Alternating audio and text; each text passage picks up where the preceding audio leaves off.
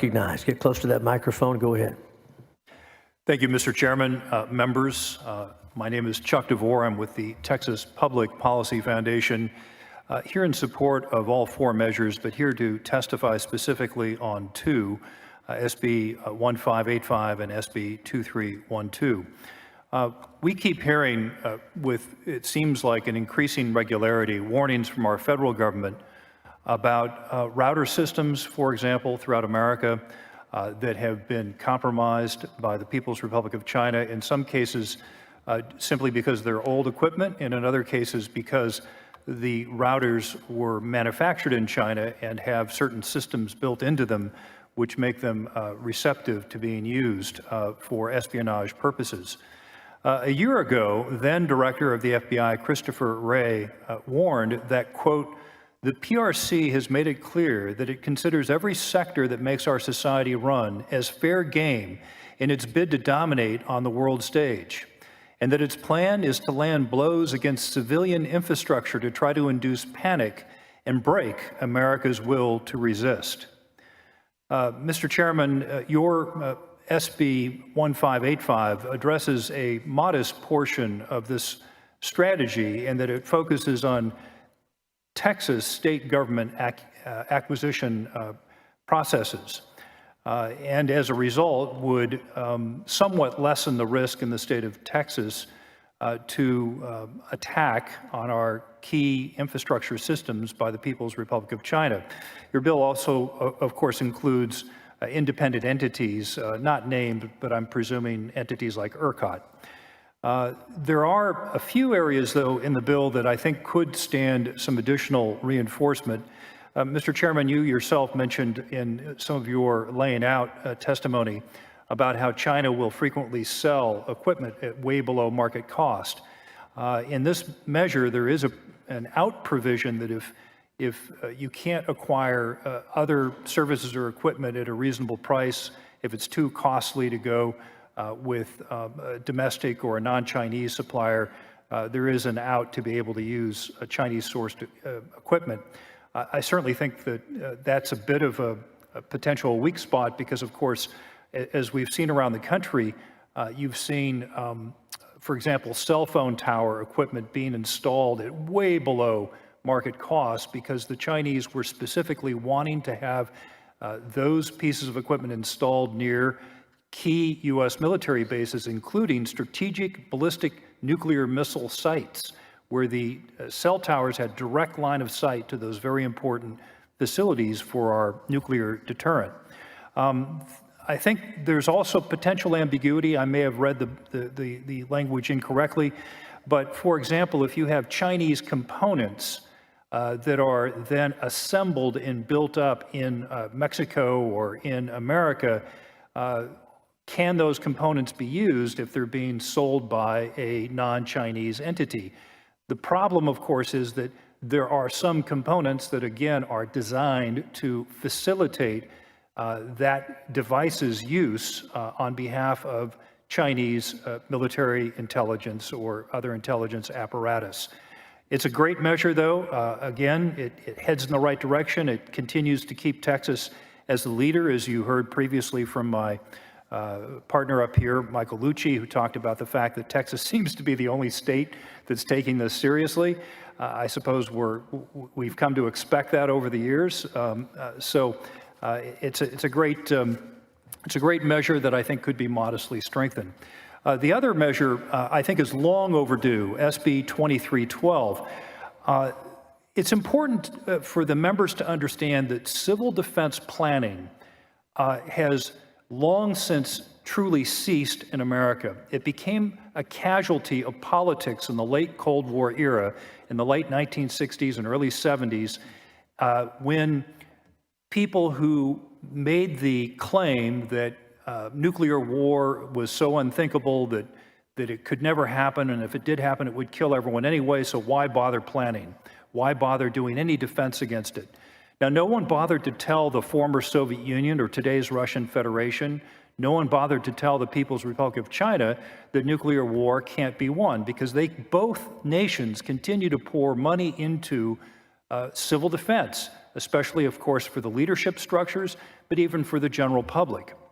And so if civil defense has ceased to become a part of our routine in America, some of the things that we've lost from that aren't simply preparing for a catastrophic nuclear exchange, but preparing for things that have already happened. For example, the COVID outbreak now 5 years ago, where, of course, now we're seeing throughout the news that it was admittedly now a lab leak from China. But there are a multitude of things that could happen that would significantly harm the health and safety of Texans. For example, you mentioned in the bill, you talk about key starting materials that are used to build up active pharmaceutical ingredients. According to Rosemary Gibson in her China RX, some 90 to 95% of the molecules that are used to build up APIs, the drugs, the medicines that we all use, come from China. And of course, we've been seeing mounting problems with the purity and the efficacy of those ingredients. In fact, the large HMO chain on the West Coast, Kaiser, had as a precondition to bidding to provide them with drugs that you would submit your drugs to independent testing on a tester of their choice. 1/3 of their suppliers dropped out and refused to submit their drugs for testing because they knew that they wouldn't pass the purity and the efficacy tests. Regarding high voltage transformers, something that I know Senator Hall is quite concerned, the plurality appear to be coming from the People's Republic of China, next South Korea, then Germany, and then eventually you get to American suppliers. The problem is that, as we saw in the first Trump administration, some of these transformers have likely been installed with kill switches that would allow for the remote destruction, damage, or switching off. Why is there a kill switch on something like that? It makes no sense at all. Another challenge that this committee could look into if established is what might be the role of the some 20,000 plus men of military age that came across the border illegally in the last 2 years. And lastly, as a suggested improvement or strengthening to the bill, you may want to add government officials as part of critical infrastructure. I know that that may seem a little self-serving to some people. I'm not just talking about the Texas legislature or the executive branch, also political subdivisions. The important thing for that is to understand what it is that the Chinese may be seeking to do in the early stages of the conflict. As Christopher Wray, the former director of the CIA or the FBI, said, how what they want to do is to break our will to resist. Senator, as a former California legislator, I witnessed firsthand the full court press that the Chinese Foreign Ministry had to successfully kill a Tibet Day resolution in California, I think in either 2008 or 2009.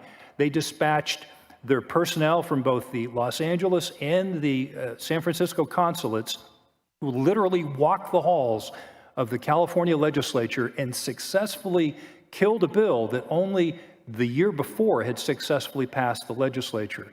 And so if you think that they would put that much effort into killing legislation, imagine the sorts of things that they might have planned to knock you off your feet in the early stages of any sort of a conflict. Lastly, to come back to the drugs issue, if there is an open conflict over Taiwan, where America gets involved or China believes that we will become involved, and the supply chains are disrupted from the People's Republic of China to America, I would predict to you today that the number of civilian casualties in the U.S. from an interruption of our critical drugs and medicines would far exceed any casualties at sea, on the air, or on the ground in uniformed American military personnel. They would far exceed. I'm talking hundreds of thousands of Americans dead due to lack of high blood pressure medicine, due to lack of diabetes medicine, due to lack of antibiotics. We need to assess the problem, and we need to do something about it, Mr. Chairman. Thank you for your time. And thank you for your testimony. You know, I call us the Walmart generation. We started thinking that anything that's 10 cents less has to be best. We started that 10 decades ago, 55 decades ago. So we buy cheap.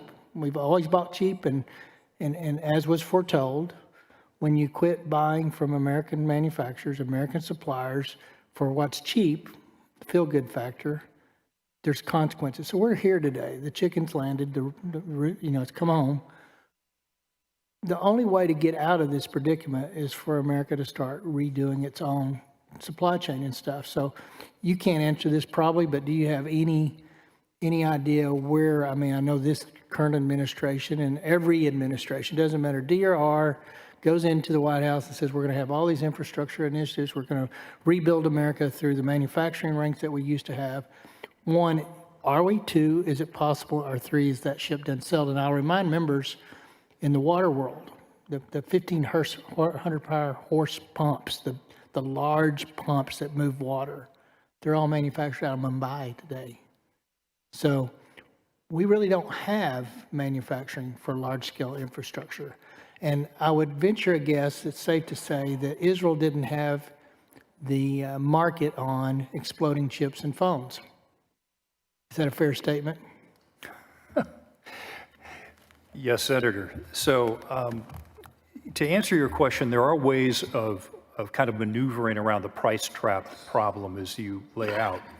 I think you saw one strategy that was pursued by Kaiser, which is the successor healthcare entity for the massive Kaiser shipyards and Kaiser Steel that helped us win World War II, where they demanded that as a precondition to even beginning to bid to provide them with a huge amount of drugs and medicine, that you had to submit your medicines to an independent testing entity to look at the purity and the efficacy. And as I mentioned, 1/3 of the supply has just dropped out. I'm told by one of my colleagues up here that we're beginning to see some similar things being found in the generic medicine supply chain used by the U.S. military, just horrific levels of contaminants and efficacy problems, because of course it's all coming from China. So obviously it's cheap because it's bad. It's not a very high quality.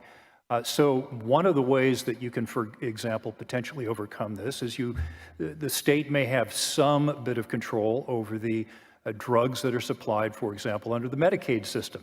Are you willing to, for example, put some testing requirements on that? What other things does the state control where you might be able to have some testing so that if you have to pay a little higher for quality, you're going to do so? But I think that that'll only be a temporary problem. In other words, as more suppliers come online, those prices may begin to drop. The other interesting thing that I uncovered with some of my research was that I believe it's the Commonwealth of Virginia has created, perhaps with federal funding, I understand, this rapid prototyping lab where they're able to very quickly manufacture medicines as needed. They basically have it's like a center of excellence or knowledge for manufacturing of medicines so that they could rapidly, if needed, transmit that information, that recipe, if you will, to other companies around the country in an emergency, saying, okay, here's how you manufacture high blood pressure medicine, for example. Here's how you manufacture antibacterial formula. And so I think that that's something that Texas could potentially look into replicating. I'm not sure as to the bandwidth of that facility, but that's something that could be found out with this stress test that has been proposed. Well, consumer, it's hard to change the ship. And as prices go up, and we see it all the time, it's the pay me now generation. Right. And we really don't worry about what's going to happen tomorrow. And it's a hard ship to turn. So I get the problems. I think the solutions are clearly in front of us, but I don't know if we have the will to go back there as a country. So appreciate it.